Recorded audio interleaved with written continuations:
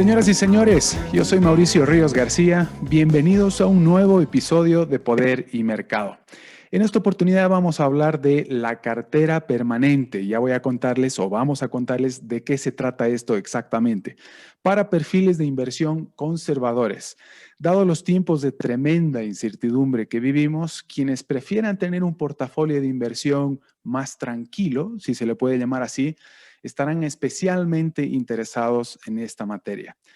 Para hablar sobre este asunto, hoy me acompaña un economista de formación, máster en Bolsa y Mercados Financieros en el Instituto de Estudios Bursátiles. También tiene en el bolsillo un programa sobre International Finance en la London School of Economics y un máster en Economía Austriaca y Valoración Avanzada de Empresas del OMA IAU.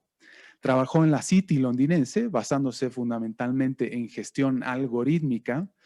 Posteriormente trabajó como gestor de patrimonios en Optima Bank, que es una multinacional belga, y en Alpha Plus, en el área de gestión discrecional de carteras, también como gestor de patrimonios. Actualmente es director de inversiones financieras en Asteriscos y gestor del fondo Icaria, cartera permanente de Icaria Capital. Dirige el equipo que gestiona el capital del grupo, que factura más de 500 millones. Y por si fuera poco, que es uno de los elementos más interesantes de los que vamos a hablar ahora mismo, acaba de publicar su libro El inversor conservador, cómo proteger tu patrimonio con la cartera permanente. La persona de quien hoy les hablo es Carlos Santiso Pombo. ¿Cómo estás, estimado Carlos? Estoy ansioso por conversar un rato contigo. Bienvenido a Poder y Mercado. ¿Qué tal, Mauricio? ¿Cómo estás? Un placer estar por aquí comentando sobre inversión conservadora y algo más, que no es lo que hacemos. Tenemos el vehículo que has comentado, Icaria Cartera Permanente, y luego gestionamos un vehículo de renta variable también. Tocamos los dos palos. Fabuloso. Como te decía ya off the record, bueno, estoy encantado de tenerte acá y no podías no estar en Poder y Mercado. Pero bueno, arranquemos para tratar de aprovechar la mayor cantidad de tiempo tuya posible. En todo caso, te agradezco también por eso, por dedicarnos algo de tiempo, de tu valioso tiempo. Mira, antes que nada, te soy honesto, yo no sabía de la existencia de Harry Brown si no hubiera sido por ti. Y me ha gustado mucho su perfil. He visto que te inspiras mucho en su trabajo para hacer lo que haces hoy. Quiero que por favor me cuentes primero un poco más de él y cómo lo descubres, aprovechando por supuesto para que me cuentes sobre parte de tu filosofía de inversión. Perfecto. Pues la verdad es que me pasó un poco como a ti. De repente, un día, creo que fue hace 4 años, la primera vez que escuché hablar de la cartera permanente, vi una filosofía de inversión que partía pues, de intentar tener la mínima volatilidad posible, con activos descorrelacionados. Bueno, básicamente que le daba mucha importancia a los principios básicos de la diversificación. Quedó ahí porque en el primer momento en que yo escuché hablar de la cartera permanente, sigo siendo joven, espero, en mi opinión sí, de aquellas pues era aún más joven que ahora, hablamos 4 años antes, y mi perfil era bastante más agresivo de lo que es actualmente, ha ido cambiando con el paso del tiempo. Entonces en aquel momento, aunque era una filosofía que me sonaba bien y que tenía sentido, sobre todo desde un punto de vista macroeconómico, que para mí es un pilar más importante que el cuantitativo, no profundicé en exceso porque andaba metido en temas de sistemas cuantitativos de gestión, análisis de empresas, que siempre me ha encantado, temas de opciones, que aquí en España se utiliza muy poco y nosotros la verdad es que es un campo que hemos desarrollado con bastante profundidad. Y no profundicé lo necesario, sabía pues lo que puede saber una persona que le dedica un par de días a la filosofía y demás.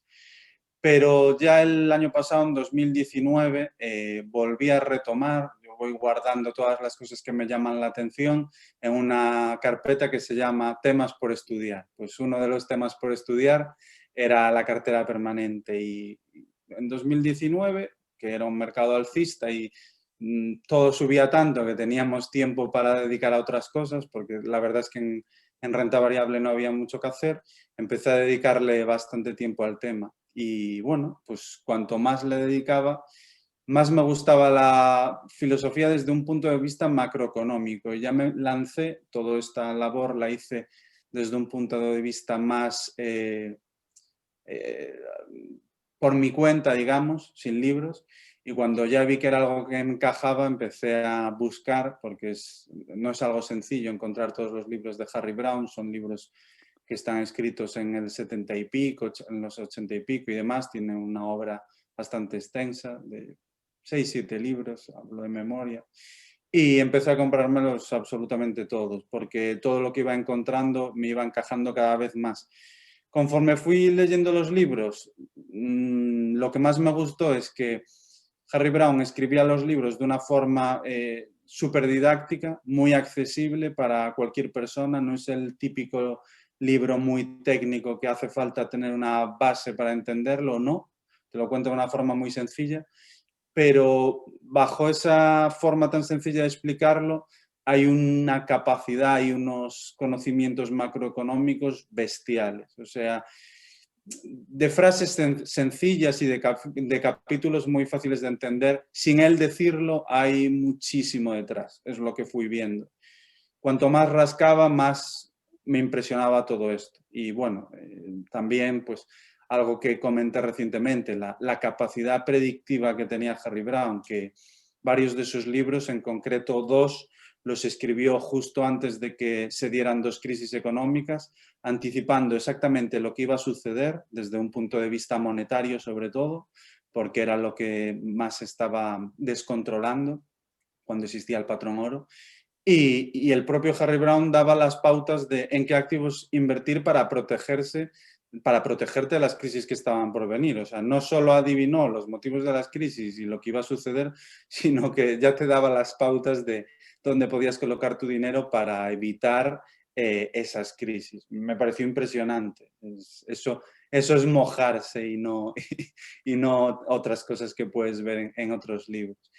Y bueno, pues a raíz de eso, devoré todos los libros, uno tras otro, me los volví a leer los que para mí tenían más profundidad, los que necesitaban de una segunda lectura para ir atando cabos, como por ejemplo la filosofía de gestión de posiciones de Harry Browne. Pues a ti te dicen, ¿cómo gestionan las posiciones? La cartera permanente, que al final son simplemente 4 activos, son bolsa, pues, mercado mundial de acciones o mercado europeo, en el caso de que residas en Europa, lingotes de oro, bonos gubernamentales de máxima calidad crediticia y efectivo. Ves que es algo muy simple. Y dices, ¿cómo gestionar las posiciones? Pues te dirían, por medio de rebalanceo por bandas. Pues si cualquiera de los activos supera el 35% de peso o disminuye el 25% de peso, automáticamente rebalanceas todos los activos al 25 inicial. Y también parece súper sencillo, pero detrás de algo que parece tan sencillo como el rebalanceo hay muchísimo. El rebalanceo por bandas es un mecanismo de gestión de posiciones que se beneficia en el corto o medio plazo del momentum y en el medio, no voy a decir largo plazo, pero en un plazo más extenso, de la reversión a la media. Algo que parece tan simple, funciona aportando puntos de rentabilidad bastante interesantes con respecto a un rebalanceo tradicional, que simplemente cuando llegue el 1 de enero, todos los 4 pilares de la cartera los movemos al 25%. Pues la diferencia entre uno y otro es una rentabilidad relativamente bastante más alta en el caso del rebalanceo por bandas. Y todo es así. O sea, todo lo que parece sencillo y básico en la cartera permanente tiene por detrás muchísimo. Es algo que me encantó desde un primer momento. ¿Cómo explicas esto de, bueno, yo he escuchado muchas veces, lógicamente, de quienes no saben demasiado de la materia, escuchar decir que a mayor rentabilidad significa que estás corriendo con mayores riesgos. Y sin embargo, tu cartera, que tiene buenas rentabilidades, ya hablamos en específico sobre ella un poco más adelante, tiene muy buenas rentabilidades, pero no necesariamente está corriendo con enormes riesgos. ¿Cómo explicas tú que quien invierta contigo o quien tenga una cartera permanente tenga un perfil conservador? Es una muy buena pregunta y sobre todo porque es muy difícil definir realmente qué es riesgo.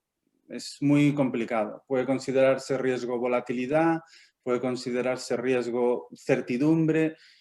Hay muchísimas variables y la verdad es que decir qué es riesgo de forma objetiva a mí personalmente me resulta imposible, pero si entendemos riesgo como volatilidad o como, para mí, lo más importante en un perfil conservador es la aversión a las pérdidas, más que a la volatilidad. No por el hecho de ser más volátil tiene que significar tener mayores pérdidas, aunque suelen ir de la mano, no tiene por qué ser así necesariamente.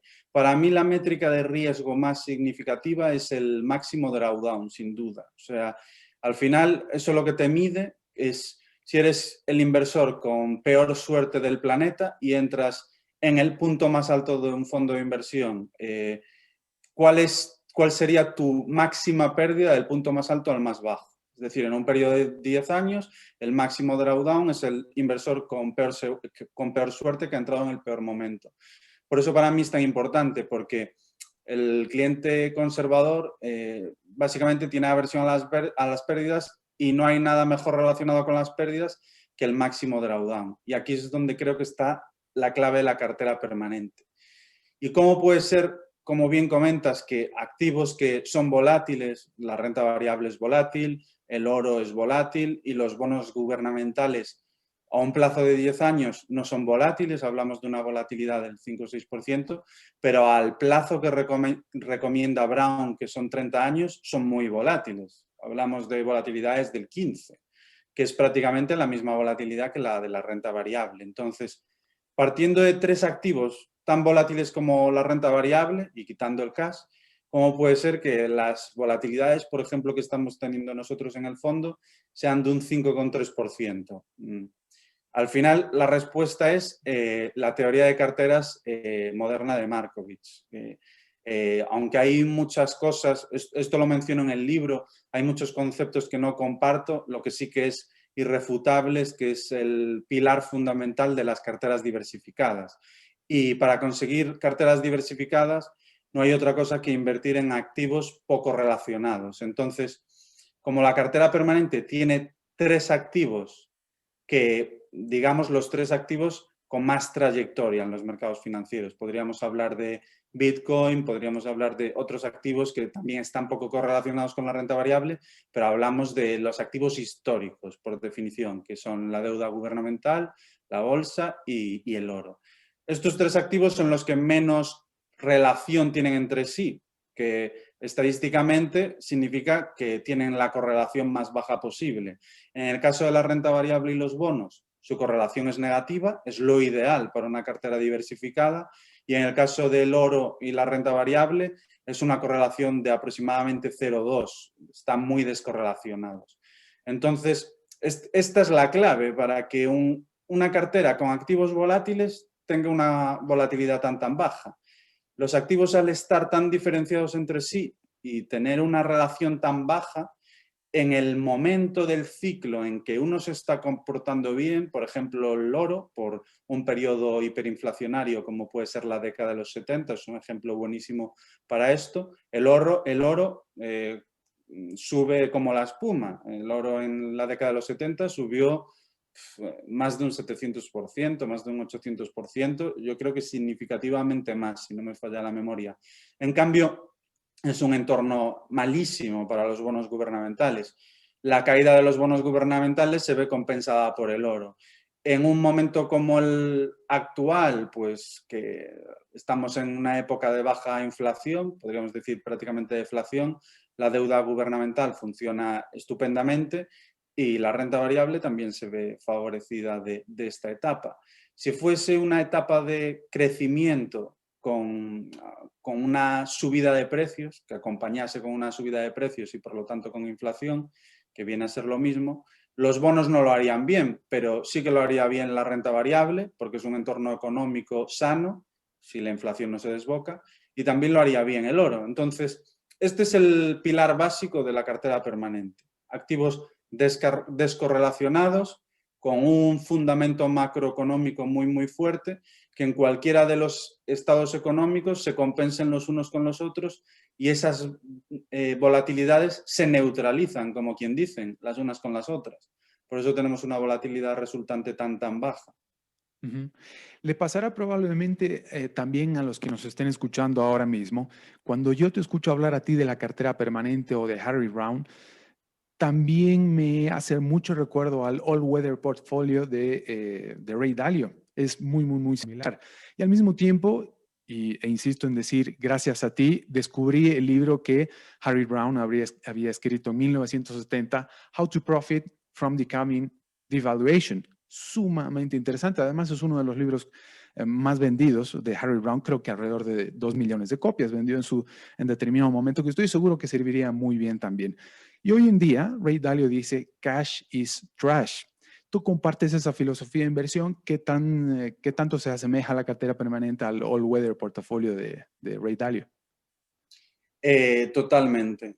También soy un admirador absoluto de la filosofía de Ray Dalio. También he estado estudiándola profundamente este año, porque al final lo que se conoce de la cartera de Ray Dalio es la cartera que le contó en una entrevista, en una conversación, creo que fue con, no me acuerdo ahora del nombre, pero tengo aquí el libro, con Tony Robbins, una entrevista que tuvo con Tony Robbins, en la que le dijo, si tuvieras que hacer la all weather de forma simple para una persona a pie, ¿cómo lo harías? Y le dio una distribución estática, que es la all weather que todo el mundo conoce y que si pones en internet, pues te va a poner su allocation, que es muy parecido al de la cartera permanente, pero la cartera que gestiona Ray Dalio no tiene nada que ver con la cartera que se conoce en Internet. Bebe de los principios del risk parity y es bastante más compleja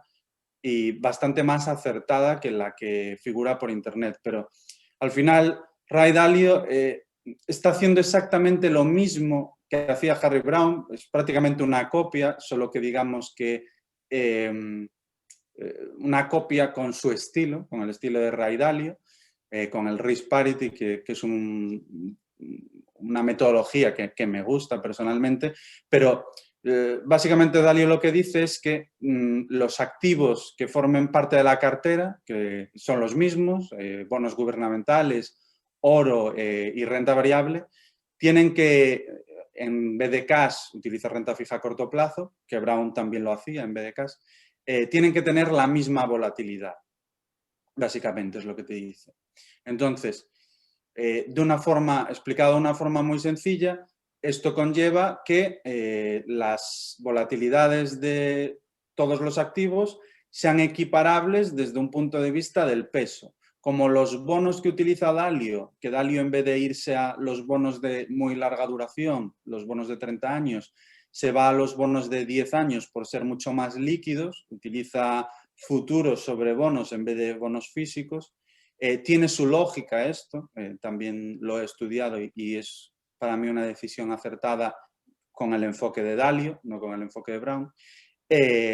Lo que hace es que la parte de bonos la apalanca por, creo que era hasta un volumen de por encima del 50%. Los bonos es el activo que más pesa porque como utiliza bonos de 10 años y tienen una volatilidad sustancialmente menor, los tiene que apalancar. Pero básicamente está haciendo lo mismo que Brown, pero desde otro activo, porque tú si coges la cartera de Brown, te he dicho que el oro tiene una volatilidad del 15%, la bolsa una volatilidad del 15% y los bonos de muy largo plazo una volatilidad del 15%.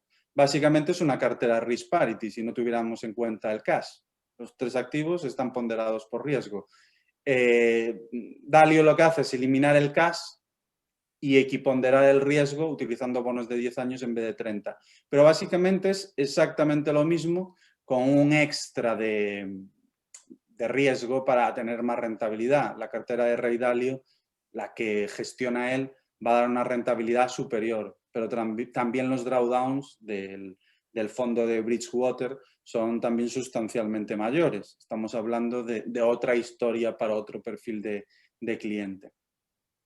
Sí, bueno, de hecho, además habrá que agregarle, por si fuera poco, los factores coyunturales. Vamos, no estamos hablando, 2020 no es justo compararlo con 1970 o al revés, 1970 con 2020. Hoy lograr rentabilidades es sumamente difícil. Además, me imagino que en 2021 vamos a estar llenos de nuevas olas de impuestos. Así, me imagino que va a ser una locura. Pero hablando de la composición del portafolio, más o menos, si me puedes explicar un poco cuáles son las composiciones, los pesos principales del portafolio que estás gestionando ahora mismo. Pues mira, es 25% bolsa, ahora entro en ello, pero primero 25% bolsa, 25% oro, 25% bonos gubernamentales AAA y 25% cash, renta fija a muy corto plazo, a plazos menores a un año, que es equivalente a cash. En la parte de renta variable, nosotros utilizamos, tiene que ser gestión pasiva, porque bajo las premisas de Brown es imprescindible. Si metes gestión activa, te estás cargando un poco uno de los pilares de la cartera. Y dentro de ese 25%, nosotros lo que buscamos es un equilibrio entre exposición a mercado, al MSCI Europe y al MSCI americano, a los dos, porque realmente compusimos dos carteras permanentes, una americana y una europea, que funcionan en conjunto, pero a mayores de esa exposición al índice de por sí, al índice de la región geográfica, también tenemos un peso en small caps. ¿Por qué? Por aportar un extra de volatilidad en la parte de renta variable, que cuando haya problemas en las otras partes de la cartera, dependiendo del ciclo económico, sea lo suficientemente volátil como para tirar por sí misma de la cartera. Es uno de los principios que trata Brownie a lo largo de todo su libro y que para nosotros queda muy, muy claro. En la parte de oro, ETCs de oro, el respaldo de lingotes de oro físico, ahí no hay duda ni tampoco mucho que comentar. Si se puede invertir ese 25% en vez de en ETCs en oro físico, si lo haces a nivel personal, sin ningún problema. Y en la parte de bonos gubernamentales, pues bonos de los estados referentes en cuanto a seguridad y solvencia, que para mí sería Suiza, Alemania y Estados Unidos. Como Suiza no lo hemos incluido, no tenía demasiada lógica por ser poco representativo a nivel mundial, escogimos los bonos alemanes, que son la referencia europea, y los bonos americanos por ser la referencia de seguridad a nivel mundial.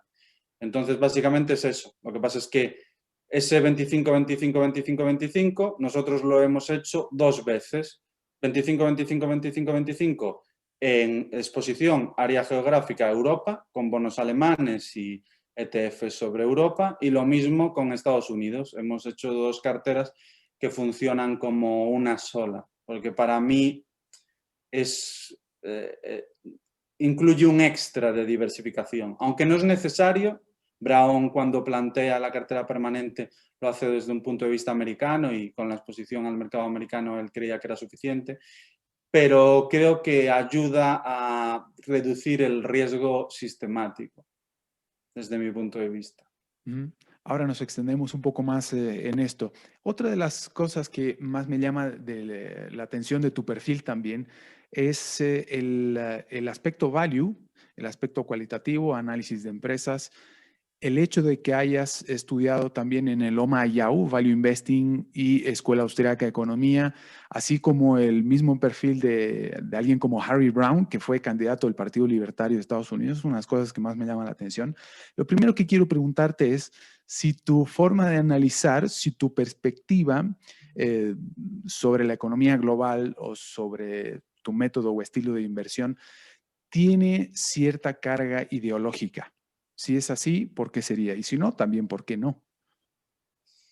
Realmente no tiene carga ideológica. Yo a nivel ideológico no soy una persona que profundice mucho en esos aspectos. Soy partidario de la mayor libertad posible de todos los seres humanos, o sea, y firme defensor del capitalismo, pero tampoco soy una persona que se extienda demasiado en temas ideológicos. Entonces, desde un punto de vista de análisis y de inversión, estudié la economía austríaca porque para mí es la aproximación más acertada, me parecía la forma de entender la economía más inteligente desde un primer momento, y nuestra forma de analizar empresas, pues al final somos un equipo a la hora de analizar empresas encabezado por mí, y como responsable de análisis está también Alejandro, que tenemos la misma forma de pensar. O sea, ahí sí que somos como una única persona, pensamos exactamente igual, que buscamos empresas que o bien sean un monopolio que perdurará de por vida sin ningún tipo de amenaza a buenos precios, a coste de que tengan un menor rendimiento sobre el capital y menor capacidad de reinversión, porque no se puede tener todo.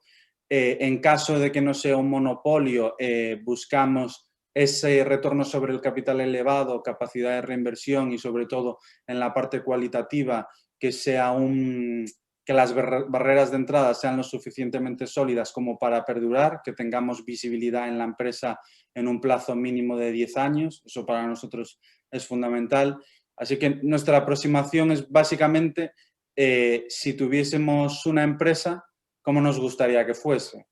Esa es nuestra aproximación. Huimos de empresas, las típicas de múltiplos bajos, que tienen menor calidad, pero gracias a esa menor calidad tienen mejor precio, y en momentos en los que la economía rebota son indudablemente las que mejor lo harán.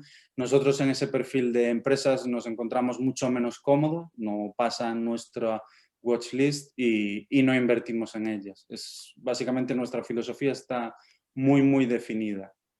En todo caso, como inversor en particular, ¿qué tanto te ha aportado el vínculo que se suele establecer en el Loma Ayau entre la escuela austriaca o la teoría austriaca del ciclo económico con el value investing? O no, tal vez no de manera tan específica, pero sí en tu filosofía de inversión. Ahora nos has contado de forma muy amplia, pero en específico, ¿qué es lo que más rescatas de aquel vínculo que te digo? Pues de OMA, de la parte de economía austriaca, me aporta mucho más a mi labor de asset allocation y de análisis macroeconómico, porque creo que es donde más valor añadido genera la economía austriaca, la forma de entender la economía, la macroeconomía, también la micro, cómo se interrelacionan los consumidores, la política monetaria, bueno, todo lo que a día de hoy es fundamental, porque es uno de los pilares de la economía austriaca. Me ayuda muchísimo más a ese apartado y a reforzar mi visión sobre la cartera permanente. De cara a lo que son el análisis de empresas, me ayuda un poco a entender las dinámicas de oferta y demanda, la forma de interrelacionarse de los consumidores y demás, pero les saco más utilidad en la otra pata. Indudablemente me queda mucho por aprender de economía austriaca, porque al final es un campo gigantesco, igual que el del análisis empresarial, es infinito. Supongo que tendré 70 años y seguiré aprendiendo, pero no tengo dudas de que es el camino correcto para entender bien cómo funciona todo. Fabuloso. Hablemos en específico de tu libro, El inversor conservador.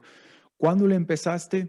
He tratado de investigar un poco sobre tu libro, no he logrado captar tal vez la estructura, sí he visto cuál es la extensión, pero háblame un poco más sobre tu libro. ¿Cuándo lo empiezas? ¿De qué trata exactamente? ¿Es un libro técnico o es más para el público en general? ¿A quién se lo recomiendas más? Sí, pues conforme acabé la obra de Brown y me puse a volver a leerla de nuevo, me puse también con las newsletters que escribió Brown, y lo último que hice fue escuchar su programa de radio que hizo justo un par de años antes de morir.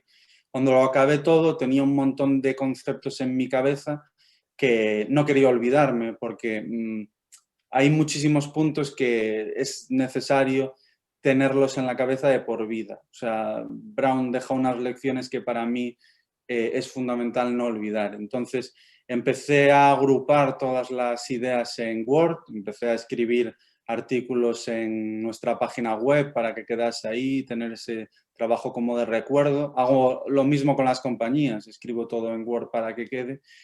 Y fruto de todo ese trabajo de intentar que todo ese esfuerzo de lectura y de estudio no quedara, no se me olvidase nada, quería que quedase para la posteridad, pues me di cuenta que tenía una cantidad de material bastante considerable, Pero me faltaba un poco darle como orden a todo, porque al final, si tienes como un mix de cosas, un salto de aquí, un salto para allá, luego dentro de 15 años, si quiero repasar determinadas cosas, va a ser muchísimo más complicado. Entonces me vino la idea darle estructura, darle un hilo, y ya dije, joder, pues ya con todo este trabajo y dándole estructura, hilo, que sea fácil de leer, voy a intentar hacer un libro, a ver qué sale aquí.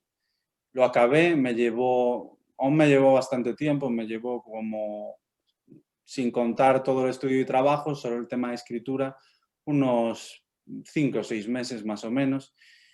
Y una vez acabado, sí que me quedó algo bastante técnico. Estaba bien, todo hilado, yo si lo leía, pues me servía para el propósito inicial, que era que no me quedase nada en el olvido, pero, por ejemplo, no servía para que lo leyesen mis padres, que me gustaría que lo leyesen mis padres. Entonces ahí empezó la segunda labor del libro, en la que me ayudó enormemente un antiguo compañero que trabaja en Santa Lucía, un muy buen amigo, que es súper metódico, es como Sheldon Cooper, el de Big Bang Theory, exactamente igual. Era la persona ideal para esta tarea. Le di el libro, él se lo leyó y me empezó, pues esto está mal, falta consistencia, es total.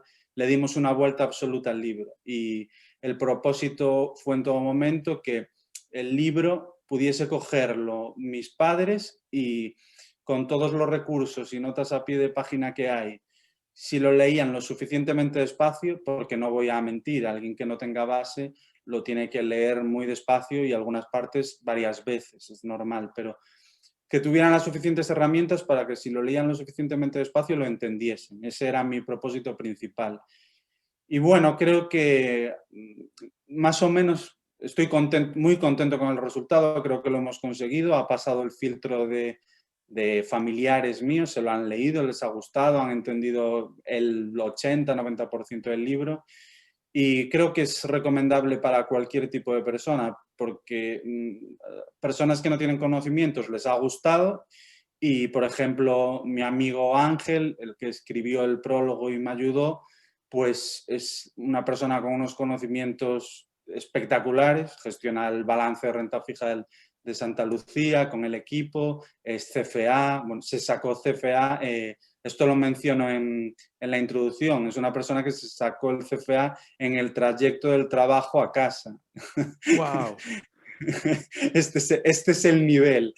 Como quien, vamos, como quien va escuchando podcast, pues él se sacó el CFA toda la primera y en 3 años. Es un perfil muy por encima de lo normal.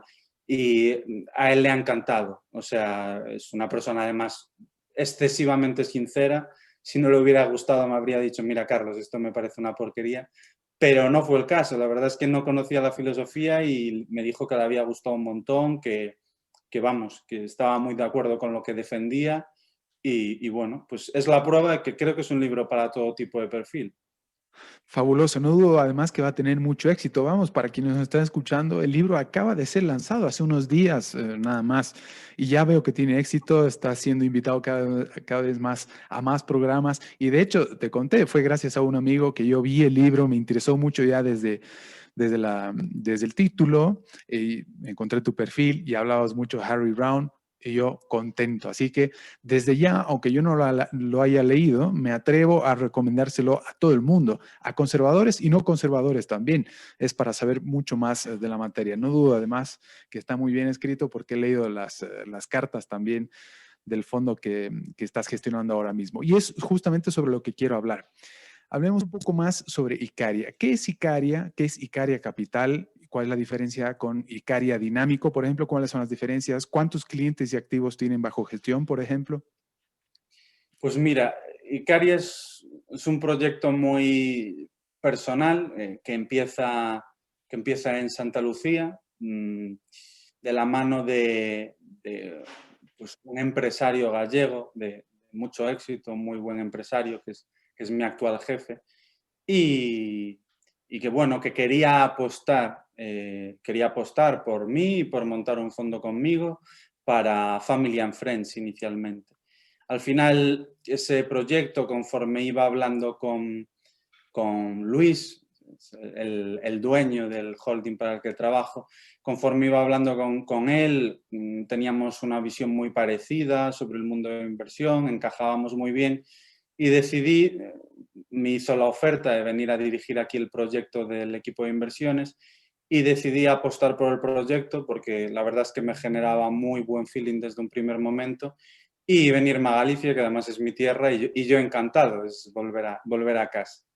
Entonces, volví aquí, movimos el fondo desde Santa Lucía hasta Esfera, que nos recibieron con los brazos abiertos, siempre les encantó el proyecto, y trasladamos un fondo de fondos de Santa Lucía, que no existe a día de hoy, es lo que sustituyó la cartera permanente, y un fondo que gestiona renta variable con opciones, que es algo poco habitual. No lo comercializamos porque creíamos que como los mercados estaban a unos niveles muy elevados y nuestro foco es el cliente gallego, que es un cliente que le cuesta mucho dar su confianza, es un cliente con una aversión al riesgo considerable, creíamos que no era el momento de comercializar el fondo, la verdad. Y decidimos pues simplemente a la gente más cercana y a la propia empresa que invirtiese. Cuando yo profundizo en el concepto de cartera permanente, hablo con los partícipes que habían los fondos, con los mayoritarios, les cuento el proyecto y les encanta. Entonces, no tenía ningún sentido montar otro fondo y dejar el fondo de fondos. Queríamos centrarnos en lo que pensábamos que aportaba más valor. E indudablemente una cartera permanente para mí a día de hoy aporta mucho más valor que un fondo de fondos. Entonces decidimos reconvertir el fondo, cambiar el nombre, cambiar las comisiones, cambiar todo y empezar a apostar fuerte por el fondo porque no depende del momento del ciclo. Ya no nos preocupan las valoraciones porque estamos hablando de un 25% en renta variable. En el caso de que haya una corrección severa en renta variable, pues lo normal por la descorrelación, por el efecto de los bancos centrales y demás, es que los bonos aguanten y que el cash, indudablemente no va a caer, que aguanten la cartera. Como creíamos que teníamos un proyecto mucho más sólido para este momento, lo empezamos a comercializar por primera vez en mayo de este año y la aceptación desde un primer momento fue muy buena, la verdad. Nos han entrado desde mayo 140 partícipes aproximadamente, cosa de, hablamos 5 meses, y 4 millones de euros. Pasamos de 5 millones a 9 que tenemos actualmente prácticamente. Entonces, tenemos en activos bajo gestión 14 millones, son 2 fondos pequeños, pero aún no hemos empezado a explotar, lamentablemente, por el coronavirus.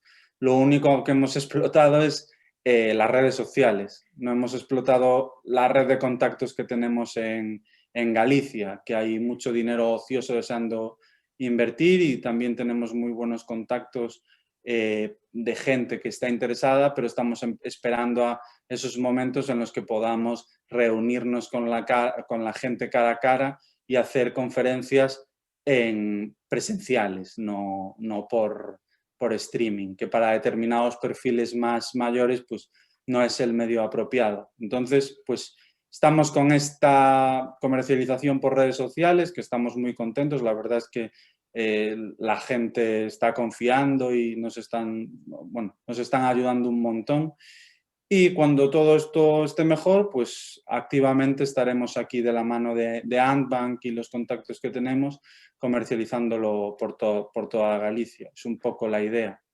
Eso quería preguntarte también. Primero, ¿cómo defines el perfil del cliente conservador o del inversor conservador y al mismo tiempo el cliente ideal de Icaria? Y al mismo tiempo, ¿cómo los pueden contratar? Sí, a esto, el tema del perfil conservador, dedico un capítulo entero porque me parece un tema muy importante. Al final, si lo miras desde la perspectiva teórica de qué te dice el CFA, que es un perfil conservador, pues el CFA te habla de la aversión a las pérdidas, del horizonte de inversión. No creo que tenga que ver con el horizonte de inversión. Esto lo discutía con mi amigo Ángel. No creo que un perfil conservador se defina por si va a invertir a 3, a 5, a 10 años. Creo que eso es totalmente independiente. Creo que el perfil conservador es más bien una cuestión de edad.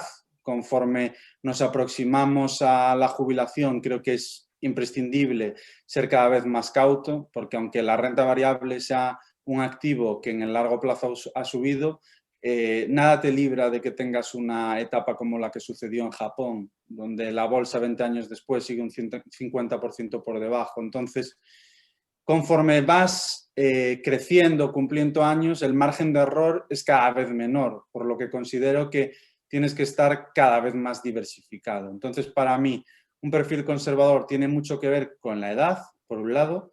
Por otro lado, tiene mucho que ver con la personalidad. No es lo mismo una persona fría, con capacidad de abstraerse, que le da pocas vueltas a las cosas, que una persona nerviosa, que está todo el día razonando porque me ha dicho esto, porque no va a comportarse igual con las inversiones y es que se va a notar. La personalidad es absolutamente clave.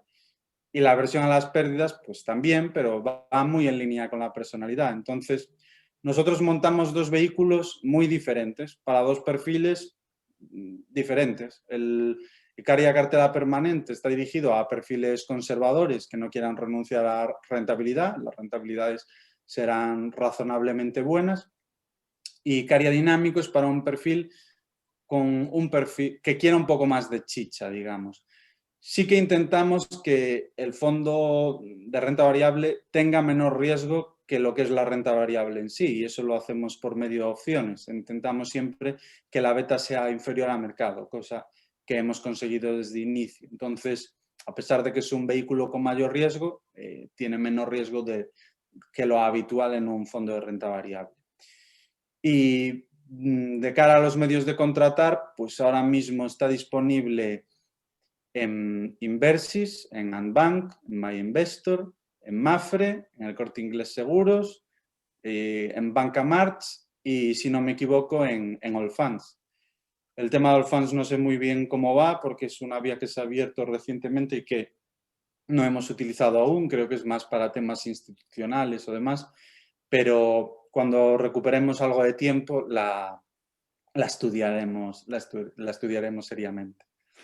Estupendo, hablemos un poco de coyuntura y siéntete libre, por favor, de elegir el horizonte temporal que creas más conveniente. ¿Qué ves a futuro, por ejemplo, en 2021 o tal vez un poco más allá? ¿Más inflación? ¿Qué niveles de inflación ves? ¿O más deflación, desinflación? Acabamos de ver, por ejemplo, cómo el oro ha estado en caída libre, está tocando los $1,800. Impresionante, Bitcoin se está disparando, Tesla se está disparando. ¿Qué es lo que estás viendo tú ahora mismo? Pues, a ver, tema de qué va a suceder, me paraba mucho hace años a pensar en eso, dedicaba mucho tiempo al análisis macro, a leer papers, a qué hará la inflación, qué hará las dinámicas económicas, todos estos aspectos que son absolutamente impredecibles. A día de hoy no pierdo ni un solo minuto con esto, o sea, está totalmente fuera de mi día a día. No me leo papers macroeconómicos más allá de 2 o 3 cada trimestre, que para mí son los más recomendables por tener menor conflicto de interés. La mayoría de bancos tienen amplios conflictos de interés, pero poco más. No dedico demasiado tiempo, por lo que no sabría decir el tema de la inflación, ni me importa realmente, porque básicamente la cartera permanente trata de eso. Venga un periodo inflacionario o se mantenga el periodo de bajos tipos de interés, en cualquiera de los escenarios se comportará razonablemente bien. En lo que sí que me puedo mojar, pero esto es algo personal que nunca va a interferir, nunca va a influir en mi gestión. Intento que sea lo más impersonal posible, que no afecte mi visión de mercado a la misma, es que yo creo que toda esa inyección monetaria, todo eso, bueno, a niveles nunca vistos, que ahora mismo evidentemente está volcado en activos financieros porque los flujos lo reflejan y los niveles sobre todo de renta fija y de renta variable lo reflejan, en algún momento se trasladarán a la economía real. No sé cuándo, si será dentro de 1, 5, 10, pero en algún momento lo harán. También es cierto que vivimos en un mundo muy diferente que ya de por sí es más deflacionario de lo habitual por todos los avances tecnológicos, por el crecimiento que está cada vez es más anémico. Entonces, ya de por sí la economía no es como antes, por lo que los tipos de interés tampoco creo que vuelvan a funcionar como antes, salvo que haya un cambio drástico en la economía. Todo esto es opinión personal que no tiene nada que ver con lo que haremos en el fondo. Desde un punto de vista de valoraciones, pues podría decirte pues, que la renta fija está ultra sobrevalorada, indudablemente. ¿Qué voy a decir? Pero es que puede estarlo 10 años más, como ha sucedido en Japón. No han sido 10, han sido prácticamente 20. Si me preguntas por la renta variable, te diría exactamente lo mismo. Para mí la renta variable, pues es que estoy leyendo ahora mismo el libro de Terry Smith y me hace mucha gracia porque en la carta anual de 2011 decía, tenemos un free cash flow yield de cartera del 7% con compañías de calidad. Eso es estupendo, sí, sí. Pero claro, ahora estamos en 2020 y el free cash flow yield de la cartera de Terry Smith está por debajo del 3, está en torno al 2 y pico. Y el propio Terry Smith te decía, yo sé que un mercado está sobrevalorado cuando lo que podrías obtener en un bono a muy largo plazo sin estar intervenido por los bancos centrales está por encima de nuestro free cash flow yield. Claro, normalizado estaríamos hablando de un 5% como mínimo. Y el free cash flow yield ahora está por debajo del 3. Entonces, en palabras del propio Terry Smith, su cartera, y no solo la suya, sino la de el mundo en general, está terriblemente sobrevalorada. Entonces, es mi opinión personal. Nosotros vamos compañía a compañía. Es cierto que en un entorno de tipos de interés, indudablemente la WACC tiene que ser menor porque los tipos de interés están en mínimos, pero para mí no lo suficientemente menor como para justificar las valoraciones que hay ahora mismo. A mí me parece una absoluta barbaridad. Soy muy cauto de cara a esa perspectiva. Entonces, mojándome es lo que te puedo decir. Creo que vivimos en un mundo donde los activos financieros están terriblemente sobrevalorados. Me parece estupendo. En todo caso, estoy seguro que con ese perfil eres un inversor que duerme tranquilo por las noches, que quienes invierten contigo pueden estar tranquilos. No hay market timing acá. Así que, en fin, estoy seguro que estoy acertando en parte de la descripción que hago del perfil de inversor que tienes. Ya para ir terminando, quiero preguntarte lo siguiente. En breve, 3 de los activos que más te gustan ahora mismo.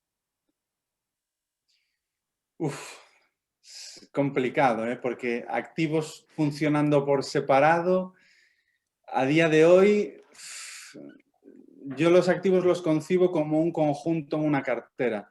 Por separado, a día de hoy, no me atrevería con ningún activo. Si me dijeras, tienes que escoger un activo, pues, te diría el oro. Pero es que no me gusta nada quedarme con un activo. Creo que a la hora de invertir es fundamental controlar el riesgo y para ello es necesario tener una cartera equilibrada, descorrelacionada. Es que si no, te puedes llevar sorpresas muy desagradables. Y en nuestra cartera de renta variable, por todo esto que te acabo de decir, aunque no hacemos market timing y tenemos exposición a renta variable, del 40% aproximadamente, lo que tenemos es una estrategia compleja sobre opciones que como máximo nos generaría a día de hoy un drawdown del 5%, por lo que no apuesto por ningún activo. O sea, nuestro posicionamiento ya te indica que no confío en ningún activo a día de hoy. Creo que esto se puede prolongar años porque depende, estamos en manos de los bancos centrales a día de hoy totalmente. Pero es que no me puedo mojar porque por valoraciones no hay ninguno que te diga, pues es que aquí estaría cómodo. Ninguno. Es que los activos que eliges funcionan en conjunto o no funcionan, o mejor, no Exacto. mojarse. Ok, fantástico, estupendo. ¿El inversor que más hayas admirado nunca o algún libro que recomendarías a todo el mundo que no podrían dejar de leer? Me imagino que podrá ser Harry Brown, pero algún otro que se te pueda ocurrir. Sí, Harry Brown indudablemente. También para la gente que le guste la Asset Allocation, me gusta Bernstein y me gusta Ferry, pero me gusta más Ferry que Bernstein. Me parece algo más técnico y quizás mejor. Para el que le guste la valoración, los ensayos de Warren Buffett para mí es el mayor must. Para el que le guste el ciclo y el análisis empresarial, el libro más reciente que leí, Capital Returns, rendimientos del capital, que lo acaba de traducir Value School, creo que fue. Para mí es de lo mejorcito que hay. Y es que tengo muchísimos. No Todos los que tengas por ahí. No sabría con cuál quedarme. Pero vamos, es que hay tantos libros y tan buenos que es muy complicado. Pero si tuviera que quedarme con 3, Harry Brown, Capital Returns y el de los ensayos de Warren Buffett, sin duda. Ok, fantástico. Estimado Carlos, hemos llegado al final. Carlos Santiso Pombo, señoras y señores, el inversor conservador. Me parece fenomenal tu perfil, lo que nos has contado. Te deseo el mayor de los éxitos con el libro, también con el nuevo fondo. Y pues nada, te mando un fuerte abrazo, muchas gracias por tu tiempo, por tu generosidad, fuerte abrazo hasta Galicia y tú y yo estamos en contacto. Muchas gracias a ti, Mauricio, ha sido un placer estar contigo en el podcast. Nos vemos, un abrazo, chao. Venga, un abrazo, hasta luego.